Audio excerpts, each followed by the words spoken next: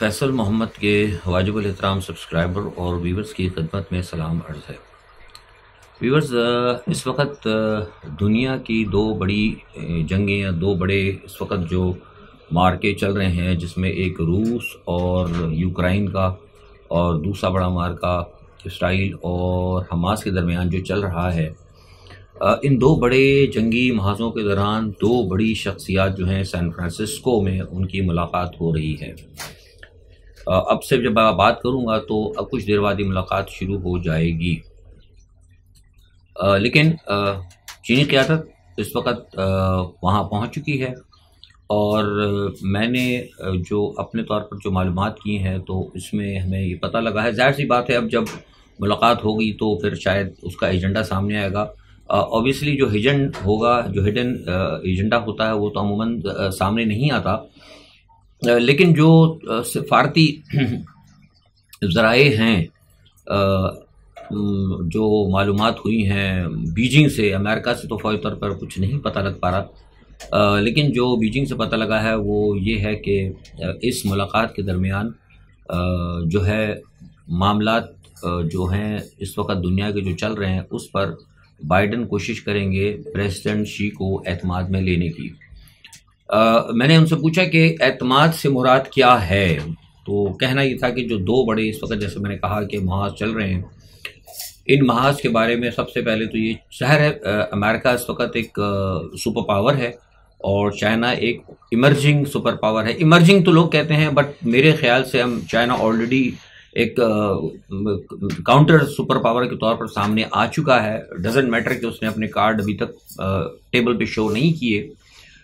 मेरा ख्याल है, might be I am wrong, लेकिन ये मेरा ख्याल है कि वो भी एक सुपर पावर ही की हैसियत रखता है। बहरहाल तो अब उसमें ये कहा गया है कि बाइडन कोशिशें करेंगे कि उनको कहा जाए कि मशरिक़ वस्ता के अंदर वो अपना असर और रसूख इस्तेमाल करें ईरान के ऊपर, ताकि ईरान जो है मतलब और हिज़्बुल्लाह को बाज रखने के लिए और लेबनान के ऊपर, क्योंकि जाहिर सी बात है कि चाइना के बड़े अच्छे ताल्लुकात चीन ईरान के साथ भी हैं और दूसरे जो हिज़्बुल्लाह लेबनान वगैरह हैं और जो दूसरे मामलात हैं उनको, क्योंकि चीन की उनकी बैकअप भी है और कहीं ना कहीं शुमाली कोरिया जो है वो भी इनको सपोर्ट कर रहा है। तो सदर शी के जो हैं ताल्लुकात किम योंग उनसे भी बहुत अच्छे हैं, जो शुमाली कोरिया की क़यादत है। तो हमें बताया गया है कि सदर बाइडन जो है उनसे कोशिश ये करेंगे, उनको राज़ी करने की कोशिश करेंगे कि कम अज़ कम वो अपना जो है जो सपोर्ट है ईरान को मशरिक़ वस्ता के हवाले से, हिज़्बुल्लाह के हवाले से, उसको थोड़ी सी वो अपनी कुछ उसको कम करें और ईरान पर प्रेशर डालें कि वो इस जंग के अंदर उसको जंग को मज़ीद बढ़ाने की कोशिश ना करें। बुनियादी तौर पर वो इसराइल को रिलैक्स दिलाना चाहते हैं, लेकिन सदर शी हैं इस तमाम सूरत हाल के अंदर, अगर जो जाहिर सी बात है अगर उनके डिमांड होगी बाइडन की तो ऑब्वियसली उनकी भी होगी, और उनकी डिमांड ये बताई जा रही है जो बीजिंग से पता लगा है कि उस पर फिर शायद ये कहा जाएगा प्रेसिडेंट शी की तरफ से कि जो ताइवान का जो मसला है, जो कि जिसको कि चाइना अपना अटूट अंग कहता है और है भी हकीकत में, मैं समझता हूँ कि चीन की ही वो मतलब टेरिटरी है, उसके हवाले से अमेरिका अपनी पॉलिसियों में नज़रसानी करे और जिस तरीके से अमेरिका ताइवान को मदद कर रहा है और जो एक डिफेंस और उसने एक जो शील्ड बना रखी है ताइवान के गिर्द, उसको डिफेंस करने के लिए, उसको दिफा देने के लिए, उस पर जो है अमेरिका नज़रसानी करे और उस दिफाई शील्ड को खोले, क्योंकि चीन ये कहेगा कि ये मेरा इलाका है।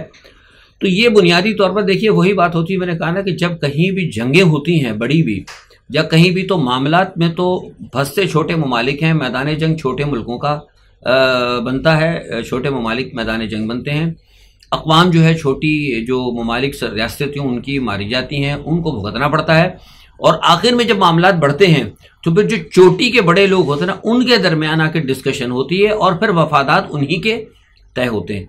अब ये जो मैंने आपको जो बातें बताई हैं, इसके अंदर जो है, इसके अंदर दोनों बड़ी ताकतों के मफादात अब आमने सामने हैं और दोनों बड़ी ताकतें अपने मफादात के ऊपर निगोशिएशन करेंगी, ये मुझे पता लगा। लेकिन इन बिटवीन सिर्फ यही नहीं कि सिर्फ यही बात होगी, लेकिन इसके अलावा और भी कुछ सेकेंडरी इशूज़ हैं और उसमें एक इशू जो है बिलाशुबा ये मैं आपको खबर दे रहा हूँ कि इसमें एक इशू पाकिस्तान का भी है।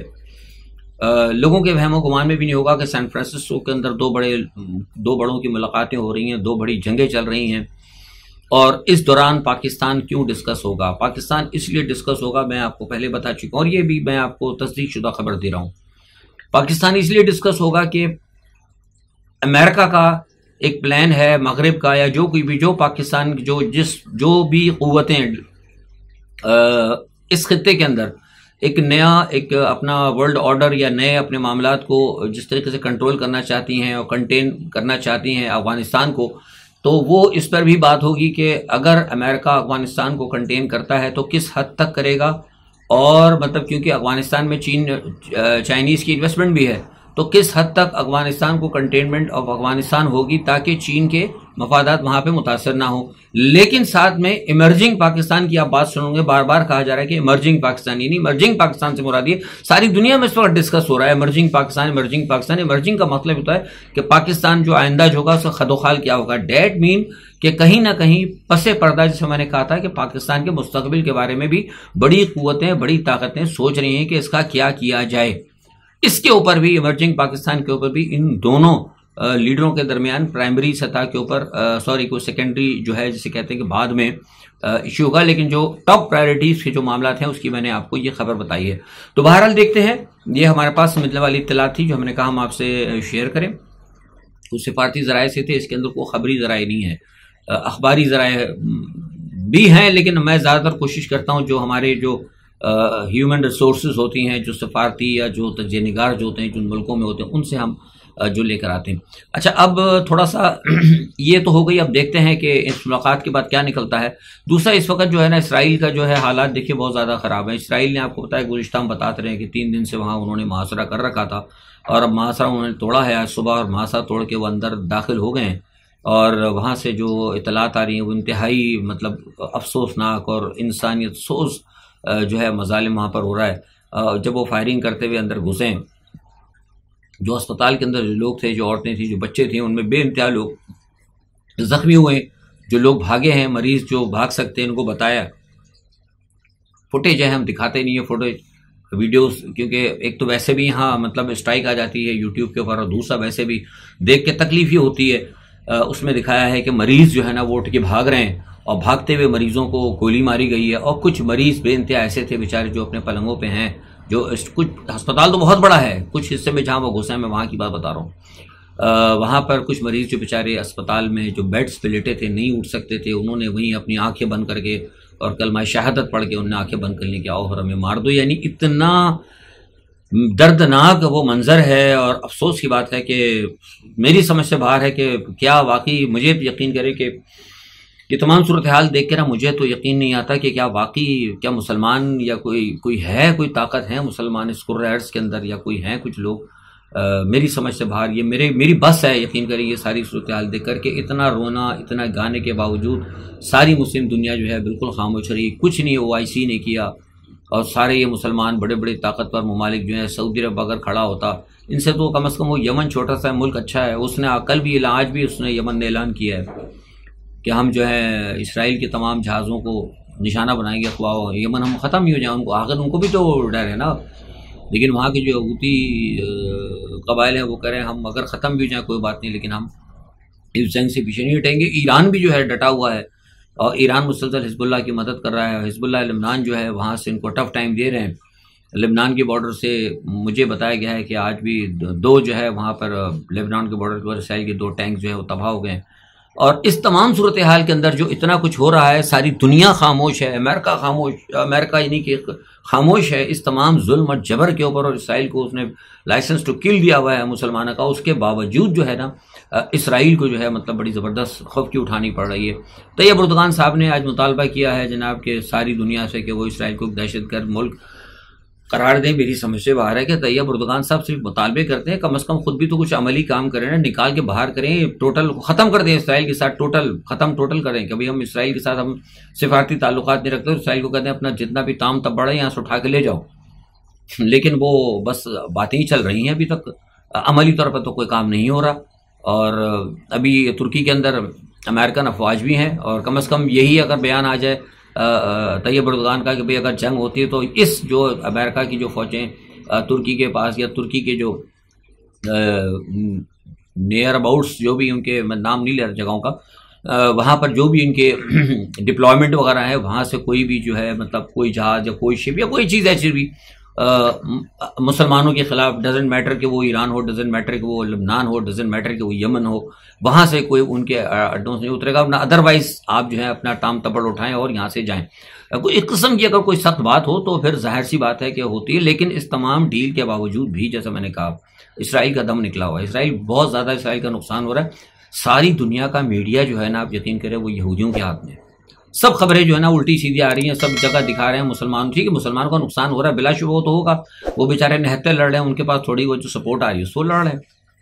लेकिन जो दुनिया की सोफिस्टिकेटेड आर्मी थी, जिसको के बड़े बड़े ऑर्डर सारी दुनिया से मिलते थे, वो कई उन जगह के जो उनके जो डिफेंस शील्ड और दूसरा और तीसरा, वो कई चीज़ें नाकाम हो रही हैं। उनके टैंक जो हैं वो बड़े नाकाम हो रहे हैं। और अब तो कोशिश ये हो रही है कि कई मुल्कों से उन्होंने कहा है इसराइल को कि जो आपके हमारे जो डिफेंस के जो ऑर्डर थे, जो टैंक्स के थे और कुछ डिफेंस शील्ड के थे, वो ऑर्डर भी मुझे पता लगा है कि शायद हो सकता है कि माइट भी वो कैंसिल हो जाएं। तो इसराइल को तो नुकसान हो रहा है, लेकिन इस दौरान अगर, और इस अमेरिका भी दबाव का शिकार है, अमेरिका फंस गया है। दिस इज द मतलब ये बहुत अच्छा टाइम था मुस्लिम उम्मा के लिए, मुस्लिम दुनिया के लिए, ओआईसी के लिए, कि वो स्टैंड करते। मतलब एक ऐसे मौके में जबकि मुसलमानों का दुश्मन अमेरिका जो है और इसराइल, ये दोनों एक फंस गए हैं, एक घेरे के अंदर आ चुके हैं, इन पर एक सख्त वक्त आया है। तो आपको ऐसे में तो चोट लगानी चाहिए थी इनको, लेकिन ऐसे वक्त में आप खामोश होकर उनको जो है मजीद जो है संभलने का मौका दे रहे हैं। आप यकीन करें कि ये संभलेंगे तो कोई भी मुस्लिम मुल्क नहीं बचेगा। ये मैं आपको हकीकतन बता रहा हूँ, कि मैं बारहा कहता हूँ, अच्छा नहीं लगता कि बहुत सारी चीज़ों के जो शतरंज की जो चीज़ें ना वो हमारे सामने सजी होती हैं। बहरहाल इस तमाम सूरत हाल के बावजूद इसराइल बेइंतहा खौफजदा है, और इसराइल के अंदर जो नुकसानात हो रहे हैं सारी दुनिया में, इसराइली, आपको पता है कि कनाडा के अंदर और कई जगह इसराइली स्कूलों पर हमले भी हुए हैं, और कहा जा रहा है कि कई जगह सारी दुनिया के अंदर इस वक्त, हालांकि इसराइली जो हैं दूसरे वो यहूदी, वो कह भी रहे हैं कि हमारा नाम ना इस्तेमाल किया जाए, लेकिन जाहिर सी बात है जब मज़हब की जंग अगर शुरू हो जाएगी, अगर वो बात क्रोसेट की तरफ चली जाती है या सलेबी जंग की तरफ चली जाती है या तहजीबों को टकराव की तरफ चली जाती है, तो फिर तो ये नहीं देखा जाना कि इसके अंदर कौन शिया है, कौन सुन्नी है, कौन अहले हदीस है, कौन ऑर्थोडॉक्स है, और कौन मतलब क्या कहते हैं मेथोडिस्ट है, और कौन सा मतलब यहूदी सहूनी है, और कौन सा वो। तो फिर जब चल होता है तो फिर वो यहूदियों को खौफ भी आ गया है। तो लिहाजा कल यहूदियों ने अपने तमाम बड़े बड़े राबियों को बुलाया है और उनसे कहा है दुआ हुआ करें। तमाम वो अपने जादूगरों को बुला रहे हैं। ये जादूगर जो हैं वो आएंगे और जादूगर आके इसराइल की मदद करेंगे, और अपने जादू से जो है ना वो जो है कोई गज़ा के अंदर अपना जो है मुसलमानों को तबाह करेंगे।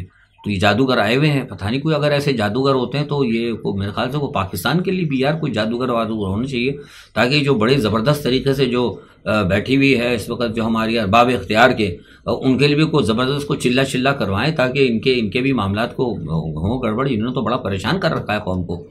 तो पाकिस्तान की आइए तो थोड़ा सा पाकिस्तान की तरफ भी चलते हैं। चिल्ला तो पता नहीं होता है कि नहीं होता, लेकिन हमारे जो है ना दूसरे अरबाब इख्तियार जो हैं उनके अपने जो है ना वो मामले चल रहे हैं।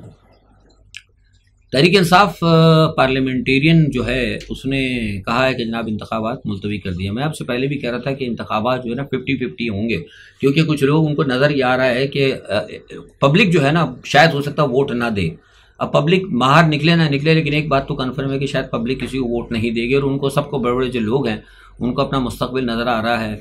तो इसलिए अब पार्लियामेंटेरियन के किससे भी हमें पता लगा है कि वो सुप्रीम कोर्ट जा रहे हैं कि भाई इलेक्शन जो है ना कम से कम 3 से 4 महीने तक मुलतवी कर दिया है, क्योंकि 3-4 महीने तक उनको इमरान खान के मुस्तकबिल का पता लग जाएगा कि इमरान खान का होने क्या वाला है। इमरान खान को सज़ा होती है, क्या सज़ाए मौत दी जाती है, क्या उम्र कैद दी जाती है, क्या सारी ज़िंदगी के लिए नाहिल किया जाता है। मतलब एक सिचुएशन जो पूरी टोटल सामने आए तो उसके बाद जो है ना फिर वो तैयारी करे, क्योंकि इमरान खान का फैसला तो मेरे ख्याल से दिसंबर तक हो जाना है। लेकिन उसके बावजूद ये चाहते हैं कि इनको थोड़ा, जाहिर सी बात है अगर इमरान खान के लिए अगर खुदा ना हंसा को गलत फैसला अगर हुआ तो 2-3 महीने तो वैसे हालत ख़राब होंगे, जो इलेक्शन में जाएगा उसको जूते पड़ेंगे।